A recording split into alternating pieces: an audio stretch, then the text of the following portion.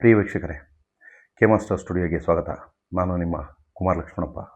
ಆಕೆ ಆಗರ್ಭ ಶ್ರೀಮಂತರ ಮಗಳು. ತನ್ನ ದೇಶದ ಮೇಲಿನ ಪ್ರೀತಿಗೋಸ್ಕರ ಸ್ವಂತ ಗಂಡನನ್ನೇ ಕೊಲೆ ಮಾಡುತ್ತಾಳೆ. ಬ್ರಿಟಿಷರ ವಿರುದ್ಧ ಸಂಚು ಮಾಡಿದ್ದಕ್ಕೋಸ್ಕರ ಅಂಡಮಾನಿನ ಕಾಲಾಪಾನಿ ಜೈಲಿನಲ್ಲಿ ಹಲವಾರು ವರ್ಷಗಳ ಕಾಲ ಬಂದಿಯಾಗಿದ್ದಂಥವಳು ಹಾಗೂ ಕ್ರೂರಿ ಬ್ರಿಟಿಷರಿಂದ ತನ್ನ ದೇಹದ ಒಂದು ಅಂಗವನ್ನೇ ಕಳೆದುಕೊಂಡಂತಹ ಮಹಾನ್ ದೇಶಪ್ರೇಮಿ. ಈ ದೇಶಕ್ಕೋಸ್ಕರ, ದೇಶದ ಸ್ವಾತಂತ್ರ್ಯಕ್ಕೋಸ್ಕರ ಗೂಢಾಚಾರಿಣಿಯಾಗಿ ಕೆಲಸ ಮಾಡಿ ದೇಶದ ಪ್ರಥಮ ಮಹಿಳಾ ಗೂಢಾಚಾರಿಣಿ ಎಂದು ಹೆಸರು ಪಡೆದಂತಹ ಮಹಾನ್ ಮಾತೆ ನೀರಾ ಆರ್ಯ.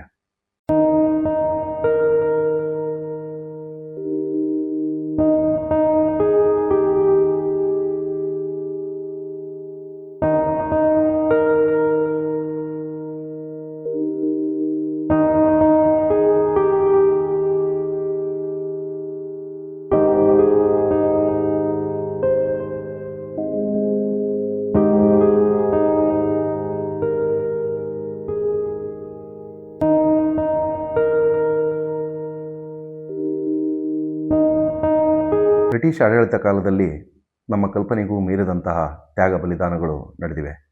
ನಮ್ಮ ಊಹೆಗೂ ನಿಲುಕದ ಶಿಕ್ಷೆಗಳನ್ನು ಅನುಭವಿಸಿದಂತಹ ಮಹಾನ್ ದೇಶಭಕ್ತರ ನಾಡು ನಮ್ಮ ಭಾರತ.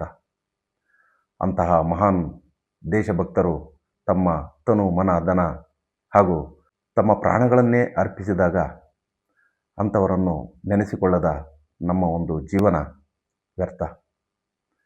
ಅಂತಹ ಹಲವಾರು ನಮ್ಮ ಗಮನಕ್ಕೆ ಬರೆದಿರುವಂತಹ ಮಹಾನ್ ದೇಶಭಕ್ತರಲ್ಲಿ ನೀರಾ ಆರ್ಯರು ಕೂಡ ಒಬ್ಬರು. ಇಂತಹ ಮಹಾನ್ ದೇಶಭಕ್ತರ ಸುಳಿವೂ ಸಹ ಸಿಗದ ಹಾಗೆ ನಮ್ಮ ಪಠ್ಯಪುಸ್ತಕಗಳನ್ನು ರಚಿಸಿದಂತಹ ನಮ್ಮ ರಾಜಕೀಯ ಮುತ್ಸದ್ದಿಗಳಿಗೆ ಧಿಕ್ಕಾರವನ್ನು ಹೇಳುತ್ತಾ ಈ ಒಂದು ಸಂಚಿಕೆಯನ್ನು ನಿಮ್ಮ ಮುಂದೆ ಇಡುತ್ತಿದ್ದೇನೆ. 1902 ಮಾರ್ಚ್ 5ರಂದು ಉತ್ತರ ಪ್ರದೇಶದ ಬಾಗಪತ್ ಜಿಲ್ಲೆಯ ಸೇಠ್ ಚಜ್ಜಮಲ್ ಎಂಬುವರ ಮಗಳಾಗಿ ಜನಿಸಿದ ನೀರಾಗೆ ಅವರ ತಂದೆ ಕೋಲ್ಕತ್ತಾದಲ್ಲಿ ವಿದ್ಯಾಭ್ಯಾಸವನ್ನು ಕೊಡಿಸುತ್ತಾರೆ. ಯಾವ ಬ್ರಿಟಿಷ್ ಸರ್ಕಾರದ ಜೊತೆಗೂಡಿ ತನ್ನ ತಂದೆ ವ್ಯಾಪಾರ ನಡೆಸುತ್ತಿದ್ದರೋ ಅಂತಹ ತಂದೆಯ ವಿರುದ್ಧವೇ ಸಿಡಿದೆದ್ದಂತಹ ಮಗಳು ನೀರಾ ಆರ್ಯ. ಕ್ರಾಂತಿಕಾರಿ ಚಿಂತನೆಗಳನ್ನು ಮೈಗೂಡಿಸಿಕೊಂಡಿದ್ದ ನೀರಾ ಆರ್ಯ ತನ್ನ ತಂದೆಯ ಸಕಲ ಐಶ್ವರ್ಯವನ್ನು ತೊರೆದು ನೇತಾಜಿ ಸುಭಾಷ್ ಚಂದ್ರ ಬೋಸ್ರವರ ಆಜಾದ್ ಹಿಂದ್ ಫೌಜ್ ಸೈನ್ಯದ ಝಾನ್ಸಿ ರಾಣಿ ರೆಜಿಮೆಂಟನ್ನು ಸೇರಿಕೊಳ್ಳುತ್ತಾರೆ. ಅದಾಗಲೇ ನೇತಾಜಿ ಸುಭಾಷ್ ಚಂದ್ರ ಬೋಸ್ರವರು ತಮ್ಮ ತತ್ವ ಸಿದ್ಧಾಂತಗಳಿಂದ ಹಾಗೂ ದೇಶ ಪ್ರೇಮದಿಂದ ಹಲವಾರು ಯುವಕ ಯುವತಿಯರನ್ನು ತಮ್ಮ ಸೈನ್ಯದೆಡೆಗೆ ಸೆಳೆದಿದ್ದರು. ಅಂತಹವರಲ್ಲಿ ನೀರಾ ಆರ್ಯ ಕೂಡ ಒಬ್ಬರು. ನೀರಾ ಆರ್ಯಳ ತಂದೆಯು ತಮ್ಮ ಪರಿಚಯಸ್ಥರ ಮಗನಾದ ಶ್ರೀಕಾಂತ್ ಜಯರಂಜನ್ ದಾಸ್ ಎಂಬ ಹುಡುಗನ ಜೊತೆಯಲ್ಲಿ ತಮ್ಮ ಮಗಳ ವಿವಾಹವನ್ನು ನಿಶ್ಚಯ ಮಾಡುತ್ತಾರೆ. ಮತ್ತು ಆಕೆಯ ಇಚ್ಛೆಯ ವಿರುದ್ಧವಾಗಿ ಅವಳಿಗೆ ಶ್ರೀಕಾಂತ್ ಜೊತೆಯಲ್ಲಿ ಮದುವೆಯನ್ನು ಮಾಡುತ್ತಾರೆ. ಆದರೆ ಶ್ರೀಕಾಂತ್ ಮತ್ತು ನೀರಾ ಆರ್ಯಳ ತತ್ವ ಸಿದ್ಧಾಂತಗಳು ತುಂಬ ತದ್ವಿರುದ್ಧವಾಗಿರುತ್ತವೆ. ಶ್ರೀಕಾಂತ್ ಬ್ರಿಟಿಷ್ ಆಡಳಿತದ ಗೂಢಚಾರಿಕಾ ವಿಭಾಗದಲ್ಲಿ ಸದಸ್ಯನಾಗಿರುತ್ತಾನೆ ಹಾಗೂ ನೀರಾ ಆರ್ಯಳು ಅದಾಗಲೇ ನೇತಾಜಿಯವರ ತತ್ವ ಸಿದ್ಧಾಂತಗಳ ಪ್ರಕಾರ ಅವರ ಸೈನ್ಯವನ್ನು ಸೇರಿರುತ್ತಾಳೆ. ಆದರೆ ಒಬ್ಬರಿಗೊಬ್ಬರು ಯಾವುದೇ ರೀತಿಯಾದಂಥ ಒಂದು ಗುಟ್ಟನ್ನು ರಟ್ಟು ಮಾಡದೆ ತಮ್ಮ ಕೆಲಸಗಳಲ್ಲಿ ತೊಡಗಿಕೊಂಡಿರುತ್ತಾರೆ. ಆದರೂ ಸಹ ಶ್ರೀಕಾಂತ್ಗೆ ನೀರಾ ಆರ್ಯಳ ಚಲನವಲನಗಳು ಹಾಗೂ ಕಾರ್ಯಚಟುವಟಿಕೆಗಳನ್ನು ಕಂಡು ಹಲವಾರು ಬಾರಿ ಅನುಮಾನಗೊಂಡಿರುತ್ತಾರೆ. ಕೆಲವೊಮ್ಮೆ ಇಬ್ಬರೂ ದಂಪತಿಗಳು ಕುಳಿತು ದೇಶದ ಬಗ್ಗೆ ವಾದ ವಿವಾದಗಳನ್ನು ಮತ್ತು ಚರ್ಚೆಗಳನ್ನು ಮಾಡ್ತಿರ್ತಾರೆ. ಕೆಲವೊಮ್ಮೆ ಈ ಚರ್ಚೆಗಳು ವಿಕೋಪಕ್ಕೆ ಹೋಗಿರುವುದು ಉಂಟು. ನೀರಾ ಆರ್ಯಳ ಅಗಾಧವಾದಂತಹ ದೇಶಪ್ರೇಮ ಶ್ರೀಕಾಂತ್ಗೆ ಸ್ವಲ್ಪವೂ ಹಿಡಿಸುತ್ತಿರಲಿಲ್ಲ. ಏಕೆಂದರೆ ಅವನು ದೇಶದ ವಿರುದ್ಧವಾಗಿ ಬ್ರಿಟಿಷ್ ಆಡಳಿತದಲ್ಲಿ ಕೆಲಸ ನಿರ್ವಹಿಸುತ್ತಿರ್ತಾನೆ. ಬ್ರಿಟಿಷರು ಹೇಳಿದಂತೆ ಕೇಳುವುದು ಶ್ರೀಕಾಂತ್ನ ಧರ್ಮವಾಗಿರುತ್ತದೆ. ಹಾಗಾಗಿ ನೀರಾಳ ದೇಶಪ್ರೇಮವನ್ನು ಸ್ವಲ್ಪವೂ ಅವನು ಇಷ್ಟಪಡುತ್ತಿರುವುದಿಲ್ಲ. ಸುಭಾಷ್ ಚಂದ್ರ ಬೋಸ್ ಹುಟ್ಟುಹಾಕಿದಂತಹ ಆಜಾದ್ ಹಿಂದ್ ಫೌಜ್ನ ಗೂಢಚಾರಿಕಾ ವಿಭಾಗದ ಮುಖ್ಯಸ್ಥೆಯಾಗಿದ್ದಂತಹ ಪವಿತ್ರ ಮೋಹನ್ ರಾಯ್ ನೀರಾ ಹಾಗೂ ಇನ್ನಿತರ ಮಹಿಳೆಯರನ್ನು ತಮ್ಮ ವಿಭಾಗಕ್ಕೆ ನೇಮಿಸಿಕೊಂಡರು. ಆ ಸಮಯದಲ್ಲಿ ಬ್ರಿಟಿಷರು ಭಾರತದ ಬಡ ಮಹಿಳೆಯರನ್ನು ತಮ್ಮ ಮನೆ ಕೆಲಸಗಳಿಗೆ ಸೇರಿಸಿಕೊಂಡು ಗುಲಾಮರಂತೆ ಅವರ ಹತ್ತಿರ ವರ್ತಿಸುತ್ತಿದ್ದರು ಹಾಗೂ ಗುಲಾಮರಂತೆ ಅವರನ್ನು ಉಪಯೋಗಿಸಿಕೊಳ್ಳುತ್ತಿದ್ದರು. ಈ ರೀತಿಯ ಬ್ರಿಟಿಷ್ ಮನಸ್ಥಿತಿಯನ್ನು ಅರ್ಥ ಮಾಡಿಕೊಂಡಂತಹ ಪವಿತ್ರ ಮೋಹನ್ ರಾಯರವರು ನೀರಾ ಹಾಗೂ ಇನ್ನಿತರ ಮಹಿಳೆಯರನ್ನು ಅವರ ಮನೆಗಳಿಗೆ ಕೆಲಸದ ಆಳುಗಳಂತೆ ಕಳಿಸಿಕೊಡುತ್ತಾರೆ. ಅಲ್ಲಿ ನೀರಾ ಹಾಗೂ ಇನ್ನಿತರ ಮಹಿಳೆಯರು ಕೆಲಸದ ಆಳುಗಳಂತೆ ಅವರ ಮನೆಗಳಲ್ಲಿ ಕಸ ಮುಸರೆ ಹಾಗೂ ಇನ್ನಿತರ ಕೆಲಸಗಳನ್ನು ಮಾಡಿಕೊಂಡು ಗೂಢಚಾರಿಕಾ ಕೆಲಸವನ್ನು ಮುಂದುವರಿಸುತ್ತಾರೆ. ನೀರಾ ಆರ್ಯರ ಜೊತೆ ಇನ್ನಿತರ ಮಹಿಳೆಯರು ಇದ್ದು ಎಲ್ಲರೂ ಮಾರುವೇಷದಲ್ಲಿ ಕೆಲಸದ ಆಳುಗಳಂತೆ ಬ್ರಿಟಿಷರ ಮನೆಗಳಲ್ಲಿ ಕೆಲಸ ಮಾಡುತ್ತಾ ಬ್ರಿಟಿಷರು ಅವರ ಭಾಷೆಯಲ್ಲಿ ಏನು ಮಾತಾಡ್ಕೊಳ್ತಿದ್ದಾರೆ ಹಾಗೂ ನಮ್ಮ ದೇಶಕ್ಕೆ ಸಂಬಂಧಪಟ್ಟಂತಹ ಕೆಲವು ಕಾಗದ ಪತ್ರಗಳನ್ನು ಕಡತಗಳನ್ನು ಅಲ್ಲಿಂದ ಕದ್ದೊಯ್ಯುವುದು ಅವರ ಕೆಲಸವಾಗಿರುತ್ತದೆ.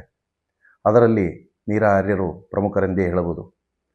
ಬ್ರಿಟಿಷರ ಮನೆಗಳಿಂದ ಭಾರತಕ್ಕೆ ಬೇಕಾಗಿರುವಂತಹ ಅತಿ ಪ್ರಮುಖವಾದಂತಹ ಕಾಗದ ಪತ್ರಗಳನ್ನು ಹಾಗೂ ಕಡತಗಳನ್ನು ಕದ್ದು ಆಜಾದ್ ಹಿಂದ್ ಫೌಜ್ ಸೈನ್ಯಕ್ಕೆ ರವಾನಿಸುತ್ತಿರುತ್ತಾರೆ. ಕೊಟ್ಟ ಕೆಲಸವನ್ನು ಧೈರ್ಯದಿಂದ ಸಮರ್ಪಕವಾಗಿ ನಿರ್ವಹಿಸಿದಂತಹ ನೀರಾಳಿಗೆ ನೇತಾಜಿರವರು ನೀನು ಈ ದೇಶದ ಮೊದಲ ಮಹಿಳಾ ಗೂಢಚಾರಿಣಿ ಎಂದು ಕರೆಯುತ್ತಾರೆ. ಇತ್ತ ನೀರಾ ತನ್ನ ಪತಿಯ ಕಣ್ಣು ತಪ್ಪಿಸಿ ಆಜಾದ್ ಹಿಂದ್ ಫೌಜ್ ಸೇನೆಯಲ್ಲಿ ತಮ್ಮ ಸೇವೆಯನ್ನು ಹಾಗೂ ಕಾರ್ಯಗಳನ್ನು ನಿರ್ವಹಿಸುತ್ತಿರುತ್ತಾರೆ. ಅತ್ತ ನೀರಾಳ ಪತಿಯಾದಂತಹ ಶ್ರೀಕಾಂತ್ಗೆ ತನ್ನ ಪತ್ನಿಯ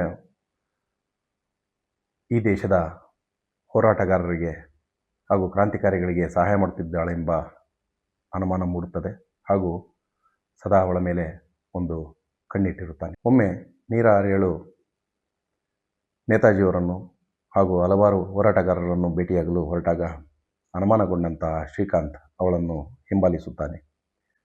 ನೇತಾಜಿಯವರನ್ನು ದೂರದಿಂದಲೇ ನೋಡುತ್ತಾನೆ. ನೋಡಿದ ತಕ್ಷಣ ತನ್ನ ಬಳಿಯಲ್ಲಿದ್ದ ಆ ಬಂದೂಕಿನಿಂದ ನೇತಾಜಿಯವರಿಗೆ ಗುರಿಯಿಡುತ್ತಾನೆ. ಅದು ಕಾರಿನ ಚಾಲಕನಿಗೆ ಬೀಳುತ್ತದೆ.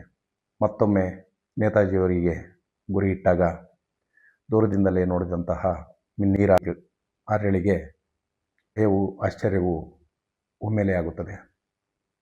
ಇತ್ತ ಒಂದೆಡೆ ತನ್ನ ನೆಚ್ಚಿನ ನಾಯಕ ನೇತಾಜಿ, ಮತ್ತೊಂದೆಡೆ ತನ್ನ ಸ್ವಂತ ಪತಿ, ಇವರಿಬ್ಬರಲ್ಲಿ ಒಬ್ಬರನ್ನು ಮಾತ್ರ ಬದುಕಿಸಿಕೊಳ್ಳುವುದಕ್ಕೆ ಸಾಧ್ಯ. ತಾನು ಪತಿಯನ್ನು ಕೊಲ್ಲದೇ ಇದ್ದರೆ ಒಬ್ಬ ದೇಶಭಕ್ತನನ್ನು ಬ್ರಿಟಿಷ್ ಸರ್ಕಾರಕ್ಕೆ ಒಪ್ಪಿಸಿಬಿಡುತ್ತಾನೆ ಅಥವಾ ಕೊಲ್ಲುತ್ತಾನೆ ಎಂದು ಯೋಚಿಸಿದ ನೀರಾ ಆರ್ಯ ತನ್ನ ಬಳಿಯಿದ್ದ ಪಿಸ್ತೂಲ್ನಿಂದ ಗಂಡನೆಡೆಗೆ ಗುರಿಯಿಡುತ್ತಾಳೆ. ಆದರೆ ದುರದೃಷ್ಟವಶಾತ್ ಆ ಬಂದೂಕಿನಿಂದ ಗುಂಡು ಹಾರುವುದೇ ಇಲ್ಲ. ತಕ್ಷಣ ತನ್ನಲ್ಲಿದ್ದಂತಹ ಚಾಕುವಿನಿಂದ ನೀರಾ ಆರ್ಯಳು ಪತಿಯ ಎದೆಗೆ ತಿವಿಯುತ್ತಾಳೆ. ಆ ಕ್ಷಣದಲ್ಲೇ ಶ್ರೀಕಾಂತ್ ಸಾವನ್ನಪ್ಪುತ್ತಾನೆ. ಇದನ್ನು ತಿಳಿದಂತಹ ಬ್ರಿಟಿಷ್ ಸೇನಾಧಿಕಾರಿಗಳು, ಸೇನೆಯು ಇವರನ್ನು ಹಿಡಿಯಲು ಮುಂದಾಗುತ್ತದೆ. ತಕ್ಷಣ ಅಲ್ಲಿಂದ ನೇತಾಜಿಯ ಸಮೇತ ಎಲ್ಲರೂ ತಪ್ಪಿಸಿಕೊಳ್ಳುತ್ತಾರೆ. ನೀರಾ ಆರ್ಯಳಿಗೆ ದೇಶದ್ರೋಹಿ ಗಂಡನನ್ನು ಸಾಯಿಸಿದೆ ಎನ್ನುವ ದುಃಖಕ್ಕಿಂತ ದೇಶಭಕ್ತ ನೇತಾಜಿಯವರನ್ನು ಬದುಕಿಸಿದೆ ಎನ್ನುವ ಆತ್ಮತೃಪ್ತಿಯೇ ಹೆಚ್ಚಿನ ಸಂತೋಷವನ್ನು ಕೊಡುತ್ತದೆ. 1945 ಹೊತ್ತಿಗೆ ನೇತಾಜಿಯವರು ಪ್ರಯಾಣಿಸುತ್ತಿದ್ದಂತಹ ವಿಮಾನವು ಅಪಘಾತಕ್ಕೀಡಾಯಿತು ಎಂಬ ಸುದ್ದಿ ದೇಶದೆಲ್ಲೆಡೆ ಹರಡಿ ಕಾಡ್ಗಿಚ್ಚಿನಂತೆ ಸುದ್ದಿ ಮಾಡುತ್ತದೆ. ಅಷ್ಟೊತ್ತಿಗೆ ಬ್ರಿಟಿಷ್ ಸೈನ್ಯವು ಹೋರಾಟಗಾರರು, ಕ್ರಾಂತಿಕಾರಿಗಳನ್ನೆಲ್ಲ ಬಂಧಿಸುತ್ತಿರುತ್ತದೆ ಹಾಗೂ ಬಂಧಿಸಿರುತ್ತದೆ. ಬಂಧಿಸಿದಂತಹ ಎಲ್ಲ ಹೋರಾಟಗಾರರನ್ನು, ಕ್ರಾಂತಿಕಾರಿಗಳನ್ನು, ದೇಶಭಕ್ತರನ್ನು ಅಂಡಮಾನಿನ ಕಾಲಾಪಾನಿ ಜೈಲಿಗೆ ತಳ್ಳುತ್ತದೆ. ಆ ತಳ್ಳಿದಂತಹ ಹೋರಾಟಗಾರರಲ್ಲಿ ನೀರಾ ಆರ್ಯರು ಒಬ್ಬರು. ಬ್ರಿಟಿಷ್ ಸರ್ಕಾರದ ಸೇವೆಯಲ್ಲಿದ್ದಂತಹ ಶ್ರೀಕಾಂತ್ರನ್ನು ಕೊಂದ ಹಾಗೂ ಬ್ರಿಟಿಷ್ ಸರ್ಕಾರ ವಿರುದ್ಧ ಮಾಡಿದ ಸಂಚಿಗೆ ನೀರಾ ಆರ್ಯರನ್ನು ಅಂಡಮಾನಿನ ಜೈಲಿನಲ್ಲಿಟ್ಟಿರುತ್ತಾರೆ.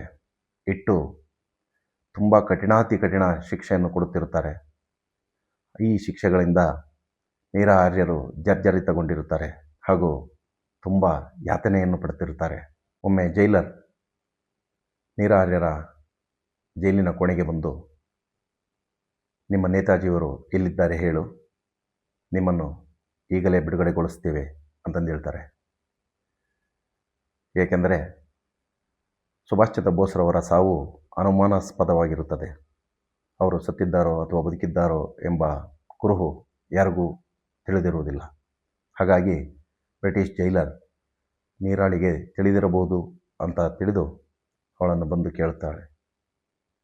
ಆದರೆ ನೀರಾ ಹೇಳೋದು ಒಂದೇ ಉತ್ತರ: ನೇತಾಜಿ ವಿಮಾನ ಅಪಘಾತದಲ್ಲಿ ತೀರಿಕೊಂಡಿದ್ದಾರೆ.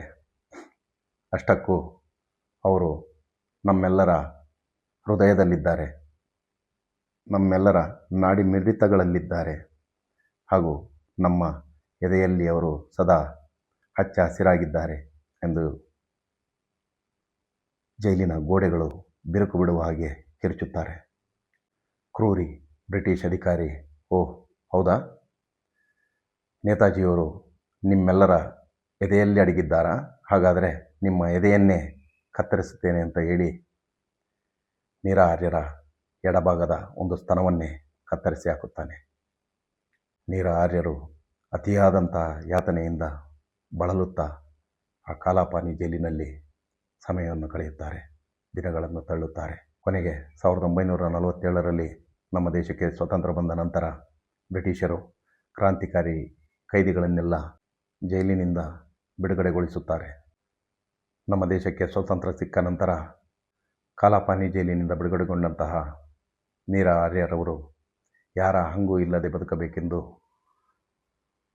ಸೀದಾ ಹೈದರಾಬಾದಿಗೆ ಬಂದು ನೆಲೆಸುತ್ತಾರೆ. ಹೈದರಾಬಾದಿನಲ್ಲಿ ಒಂದು ಚಿಕ್ಕ ಗುಡಿಸಲಿನಲ್ಲಿ ವಾಸವಿದ್ದಂತಹ ನೀರಾ ಆರ್ಯರವರು ಸ್ವತಂತ್ರ ಹೋರಾಟಗಾರರಿಗೆ ಕೊಡುವಂತಹ ಪಿಂಚಣಿಯನ್ನು ಸಹ ನಿರಾಕರಿಸುತ್ತಾರೆ.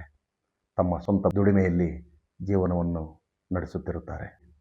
ಒಬ್ಬಂಟಿಯಾಗಿ ತಮ್ಮ ಜೀವನವನ್ನು ಸಾಗಿಸುತ್ತಾರೆ. ಅತ್ಯಂತ ಸ್ವಾಭಿಮಾನಿಯಾಗಿ ಜೀವನ ನಡೆಸಿದಂತಹ ನೀರಾ ಆರ್ಯರವರು ತಮ್ಮ ಕೊನೆಯ ದಿನಗಳಲ್ಲಿ ಹೂವನ್ನು ಮಾರಿ ಜೀವನವನ್ನು ಸಾಗಿಸುತ್ತಾರೆ. ದುಃಖಕರ ವಿಷಯವೇನೆಂದರೆ 1998 ಜುಲೈ 26ರಂದು ನೀರಾ ಆರ್ಯರವರು ದಿಕ್ಕಿಲ್ಲದವರ ರೀತಿಯಲ್ಲಿ ಹೈದರಾಬಾದಿನಲ್ಲಿ ಒಂದು ಸರ್ಕಾರಿ ಆಸ್ಪತ್ರೆಯಲ್ಲಿ ತೀರಿಕೊಳ್ಳುತ್ತಾರೆ. ಅವರ ಶವ ಸಂಸ್ಕಾರವು ಯಾವುದೇ ರೀತಿಯ ಸರ್ಕಾರಿ ಗೌರವಗಳಿಲ್ಲದೆ ನೆರವೇರುತ್ತದೆ. ಆಸ್ಪತ್ರೆಯವರು ನೀರಾ ಆರ್ಯರವರು ಆಸ್ಪತ್ರೆಯಲ್ಲಿದ್ದಾಗ ಸಂದರ್ಶನಕ್ಕೋಸ್ಕರ ಬಂದಿದ್ದಂತಹ ಒಬ್ಬ ಪತ್ರಕರ್ತನಿಗೆ ವಿಷಯವನ್ನು ತಿಳಿಸುತ್ತಾರೆ. ಅವರು ಸಂಗಡಿಗರೊಂದಿಗೆ ಬಂದು ನೀರಾ ಆರ್ಯರ ಅಂತಿಮ ಸಂಸ್ಕಾರವನ್ನು ನೆರವೇರಿಸುತ್ತಾರೆ. ನೀರಾ ಆರ್ಯರವರು ಅಪ್ರತಿಮ ದೇಶಭಕ್ತೆ. ತನ್ನ ದೇಶಕ್ಕೋಸ್ಕರ ಸರ್ವಸ್ವವನ್ನು ತ್ಯಾಗ ಮಾಡಿದಂತಹ ಮಹಾನ್ ಮಾತೆ. ಅವರು ಈ ಮಣ್ಣಲ್ಲಿ ಮಣ್ಣಾಗಿ ಹೋದರೂ ಸಹ ಅವರ ತ್ಯಾಗ ಬಲಿದಾನ ಎಂದಿಗೂ ಎಂದೆಂದಿಗೂ ಅಮರ. ಈ ಒಂದು ವಿಡಿಯೋ ನಿಮಗೆ ಇಷ್ಟವಾಗಿದ್ದಲ್ಲಿ ಶೇರ್ ಮಾಡಿ, ಲೈಕ್ ಮಾಡಿ, ಹಾಗೆ ಸಬ್ಸ್ಕ್ರೈಬ್ ಮಾಡಿ. ನನ್ನ ಈ ಒಂದು ಚಿಕ್ಕ ಪ್ರಯತ್ನವನ್ನು ನಿಮ್ಮ ಸಬ್ಸ್ಕ್ರೈಬಿಂದ ಪ್ರೋತ್ಸಾಹಿಸಿ. ನಮಸ್ತೆ. ಜೈ ಹಿಂದ್.